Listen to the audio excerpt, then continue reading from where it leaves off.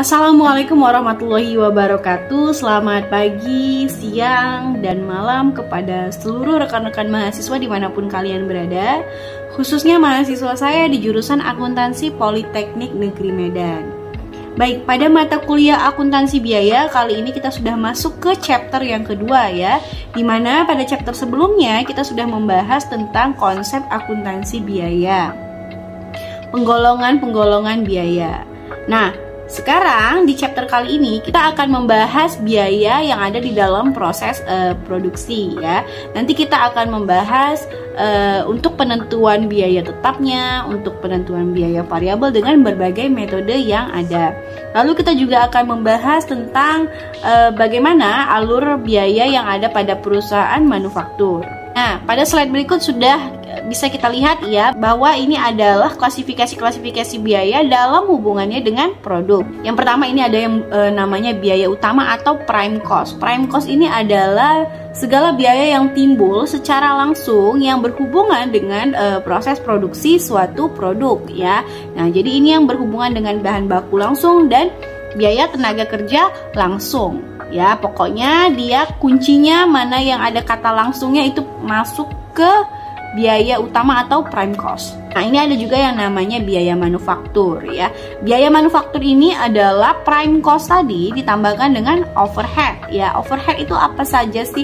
Overhead itu adalah segala biaya yang secara tidak langsung mempengaruhi proses produksinya suatu produk. Misalnya itu adalah perlengkapan ya, atau misalnya dalam proses produksi meja. Nah, paku itu adalah biaya overheadnya ya.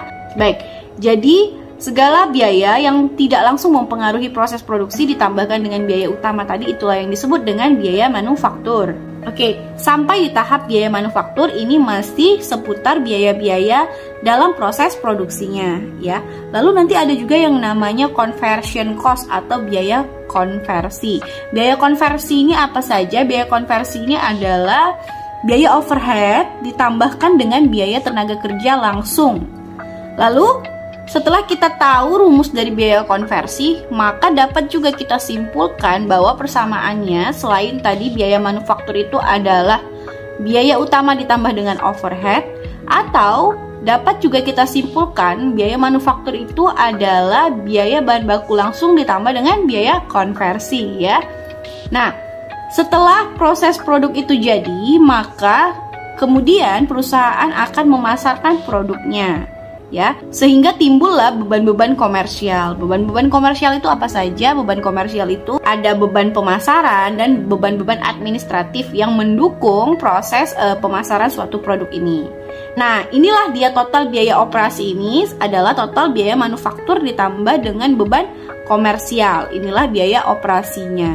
Baik, kita masuk saja ke contoh soal ya, supaya lebih mempermudah kalian untuk memahami mana yang namanya prime cost, conversion cost, biaya manufaktur, dan biaya operasi ya. Misalnya ini ada contoh soal, setiap sepeda yang diproduksi Mattheson Company mengeluarkan biaya bahan baku langsung sebesar $6.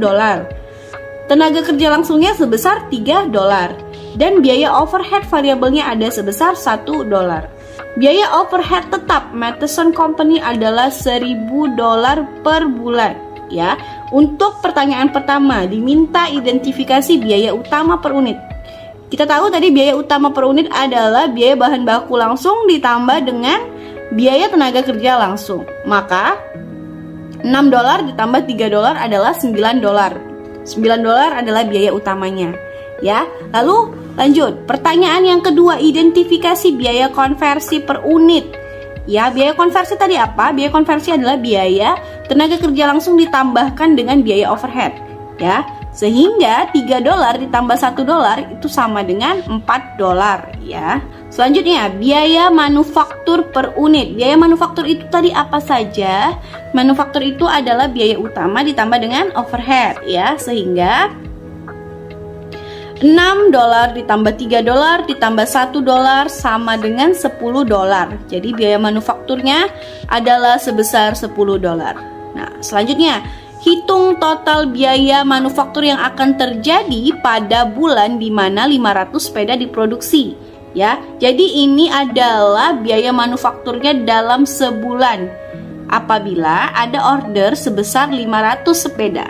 Ya, maka bisa kita hitung total biaya manufakturnya itu adalah yang dalam sebulan ya, berarti kita masukkan biaya overhead tetapnya $1.000 ditambah dengan tadi biaya manufakturnya untuk satu unit adalah $10.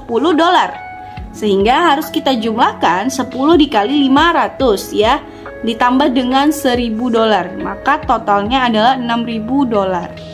Baik, selanjutnya kita masuk pada materi memisahkan antara biaya tetap dan biaya variabel ya. Gunanya apa? Gunanya adalah untuk merencanakan, menganalisis, mengendalikan, mengukur ataupun mengevaluasi biaya pada tingkat aktivitas yang berbeda ya.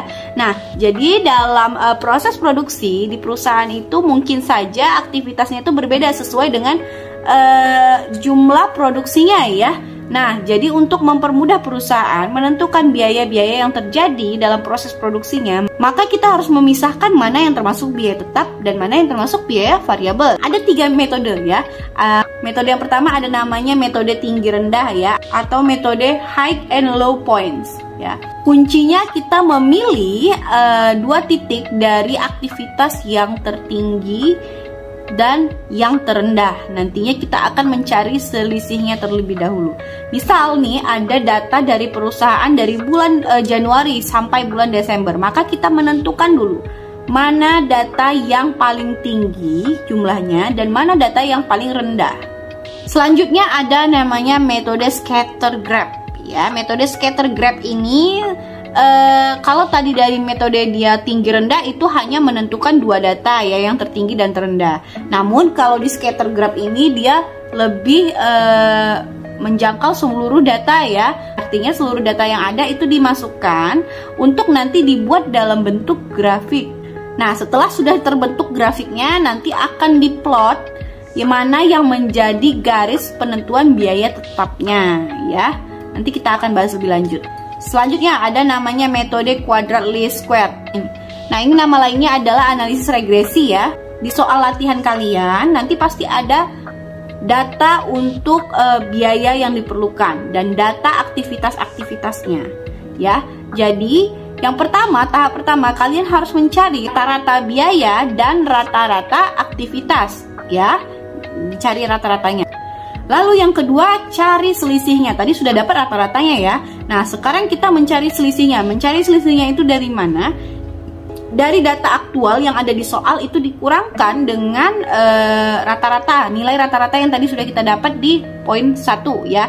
Nah, yang mana saja data yang harus kita selisihkan? Ada data biaya dan data aktivitas. Jadi di sini kita ada 2 metode pengerjaan ya untuk biaya dan aktivitas ya. Lalu tahapan kedua adalah kuadratkan. Selisih yang tadi sudah kita dapat di tahap kedua itu kita kuadratkan. Nah, untuk tahapan ketiga itu kuadratkan selisih rata-rata aktivitas lalu dikalikan dengan selisih rata-rata biaya ya. Baru hasilnya itu dikuadratkan kembali. Nah, metode least square ini memang agak sedikit lebih kompleks dalam pengerjaannya. Namun sudah saya rangkum ya tahapan-tahapannya untuk mempermudah kalian. Jadi ini kuncinya memang sering berlatih saja ya. Berikut ini kita masuk saja ke contoh soal ya untuk metode tinggi rendah. Untuk metode tinggi rendah di sini ada soalnya ya. Soalnya sudah ditentukan mana nilai yang tertinggi, mana nilai yang terendah ya, dan sudah kita cari selisihnya. Nah, untuk mencari berapa biaya variabel dan biaya tetap ya, maka pertama kita cari dulu biaya variabelnya ya. Tarif variabelnya itu dari mana? Tarif variabelnya itu ada dari selisih biaya dibagi dengan selisih tingkat aktivitas ya. Berarti didapatkan tarif variabel itu sebesar $0,008 ya. Lalu setelah kita mendapat tarif variabelnya, maka kita dapat mencari biaya variabelnya. Biaya variabel ini kita kalikan dengan tingkat aktivitas. Ingat, tingkat aktivitas ya, bukan biayanya ya. Karena patokannya untuk menentukan untuk memisahkan biaya tetap dan variabel ini, tetap patokannya itu adalah volume aktivitas. Oke, Jadi tarif variabelnya itu kita kalikan dengan tingkat aktivitas ya. Maka kita dapat biaya variabel yang tertinggi ada $393 dan biaya variabel terendah ada $213. Oke. Nah, selanjutnya kita sudah dapat data biaya variabel dan kita sudah dapat data total biaya. Total biaya itu dari mana? Total biaya dari soal ya yang ada di atas. Nah, sehingga kita dapat mencari yang namanya biaya tetap. Ingat, biaya total itu adalah biaya variabel ditambah dengan biaya tetap. Sehingga untuk mencari biaya tetapnya berarti kita kurangkan total dengan biaya variabel. Oke, sehingga didapat biaya tetapnya ada sebesar, untuk yang tertinggi ada sebesar $287 dan untuk yang terendah juga sama ya, karena biaya tetap itu artinya dia sama walaupun volume aktivitasnya berbeda-beda. Oke, selanjutnya metode scatter graph ini tinggal kalian plot saja dalam grafik ya, biaya dan aktivitasnya. Nanti kalian bisa tarik garis lurus untuk menentukan biaya tetapnya. Nah, ini adalah contoh dari perhitungan metode least square ya. Menurut saya kalau contoh yang ini tidak, kalau dipaparkan saja mungkin kalian akan kurang memahami. Tetapi kalian perlu berlatih menggunakan referensi-referensi soal dari buku-buku yang kalian punya ya. Nah, kita masuk ke aliran biaya produksi dalam perusahaan manufaktur. Tentu kompleks ya, lebih kompleks kegiatannya, mulai dari bahan baku, bahan itu lalu diproses menjadi bahan dalam proses, lalu setelah jadi akan namanya barang jadi. Nah, ketika masih menjadi bahan baku, dia akan menimbulkan harga pokok pembelian. Harga pokok pembelian ini nantinya akan berhubungan ke mana? Akan berhubungan ke persediaan akhir ya. Barang dalam proses ini akan menentukan yang namanya biaya bahan baku, tenaga kerja langsung, dan biaya overhead. Namanya juga kita sedang proses produksi ya. Nah, jumlah keseluruhan biayanya ini nanti juga akan berpengaruh ke persediaan akhir. Ketika barang sudah menjadi barang jadi, maka ini ada namanya hanya biaya barang diproduksi yang nantinya akan berpengaruh kepada persediaan akhir ya. Nah, ketiga proses ini masih berhubungan dengan neraca. Lalu kapan kita bisa mencatatnya dalam laporan laba rugi? Ketika barang jadi ini sudah terjual ya. Oke, lebih lanjut kita membahas aliran biaya dalam perusahaan manufaktur. Tadi kita sudah tahu ya, ada barang baku, ada barang dalam proses, dan ada barang jadi ya. Bagaimana alurnya? Alurnya di perusahaan itu, perusahaan pasti akan membeli ya, menggunakan sejumlah uang atau bisa juga dalam bentuk pinjaman ya kepada pemasok. Apa? Untuk membeli biaya bahan baku. Untuk apa lagi? Untuk membayar biaya tenaga kerja langsung ya. Jadi kas ini dikeluarkan atau hutang ditambah untuk membeli biaya bahan baku atau membayar biaya-biaya manufaktur lainnya. Bahan baku yang sudah dibeli ini akan diakui sebagai persediaan bahan baku ya di dalam perusahaan manufaktur. Lalu bahan baku inilah yang diproses untuk menghasilkan suatu produk. Ingat, tadi dalam proses produksinya berarti akan muncul biaya bahan baku langsung, biaya tenaga kerja langsung, dan biaya overhead. Nah, setelah barang ini selesai diproduksi, maka akan timbul biaya barang yang telah selesai karena sudah menjadi persediaan barang jadi. Nah, persediaan barang jadi inilah nantinya yang akan mempengaruhi penentuan harga pokok penjualan. Ingat saja ada 3 proses ya, ada proses pada saat dia masih menjadi bahan baku, barang dalam proses, hingga dia barang jadi. Ingat 3 proses ini.